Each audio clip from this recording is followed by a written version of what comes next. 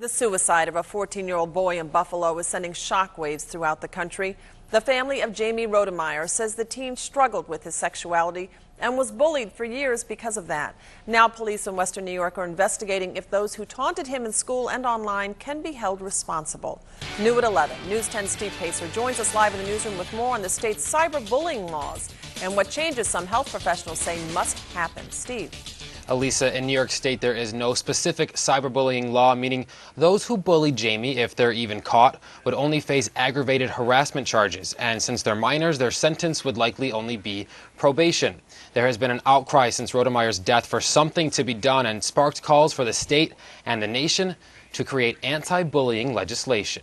It used to be that, sticks and stones will break my bones, but names will never harm me. Well, guess what? Names do harm people. And no one can identify with that statement more than the family of 14-year-old high school freshman Jamie Rodemeyer. They taunt me in the hallways, and I felt like I could never escape it. After taking his own life on Sunday, police in Western New York are trying to find those who harassed him both in school and online. In one post, someone wrote, "You weren't born this way. You shouldn't have ever been born." New York State has tried taking steps to prevent what's happened to this teenager. Back in 2010, the legislature passed a Dignity for All Students Act. Basically what it would do, it would set up a mechanism whereby every school in the state would have one person designated to deal with bullying. They would be trained in observing the signs of bullying and what to do about it. But not only does that act not go into effect until July, only $270,000 must be spread across every single school in New York, and there's no criminal aspect to the legislation.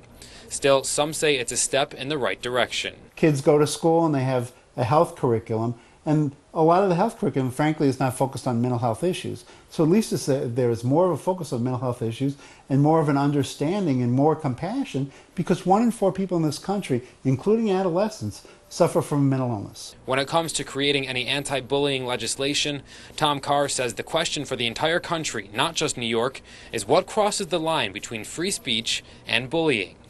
You might think, well, it should be pretty obvious, but the more egregious forms of it are pretty obvious, but where is the line drawn has been the question that really all legislatures are struggling to answer.